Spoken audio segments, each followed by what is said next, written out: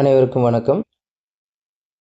மொழி மரபினுடைய முதல் நூற்பா குற்றியலிகரம் நிற்றல் வேண்டும் யாவின் சினைமிசை உரையசை கிளவிக்கு ஆவையின் வரும் மகரம் வந்து. அப்போ இதில் குற்றியலிகரம் எவ்வாறு அமையும் என்பது சொல்கிறாங்க.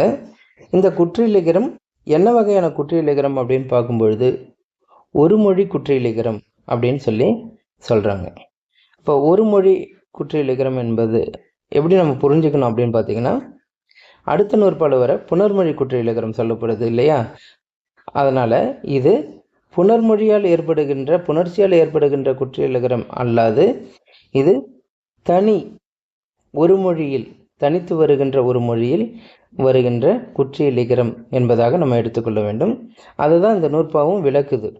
இங்கே புணர்ச்சி என்பது இல்லை, புணர்ச்சினால் வரல, தனி மொழியாக நிற்கும் பொழுது அதில் இருக்கின்ற இகரம் எப்படி குறுகி ஒலிக்கிறது என்பதுதான் சொல்றார். சரி, அந்த தனிமொழி எது அப்படின்றது தான் இங்கே விளக்குறார். அந்த தனிமொழி எப்படி இருக்கும் அப்படின்னு பார்த்தீங்கன்னா, யா என்பதை சினையாக கொண்டு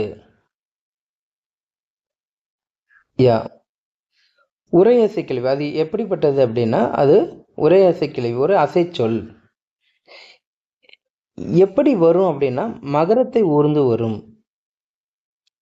இப்போ மகர ஒற்று கூட்டல் இகரம் சேர்ந்து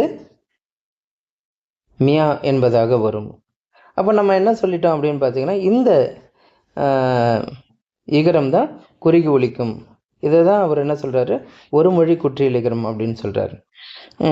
நம்ம என்ன சொன்னோம்னா, இது பார்த்திங்கன்னா இது ஒரு அசை சொல். அப்போ அசை சொல் என்பது தனியாக வராது. அதனால தான் இங்கே எடுத்துக்காட்டு கொடுக்கும்போது என்னென்னு பண்ணுறாங்க பார்த்திங்கன்னா, கேண்மியா சென்மியா என்பது போன்ற எடுத்துக்காட்டுகளை கொடுக்குறாங்க. அப்போ இது கேண்மியா என்பது கேள் கூட்டல் மியா. அப்போ இந்த லகரம் நகர ஒற்றாக மாறுது.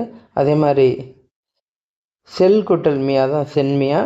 அப்போ இந்த லகரம் நகர ஒற்றாக மாறுகிறது. அப்போ சென்மியா கேண்மியா என்பதனாக வரும்.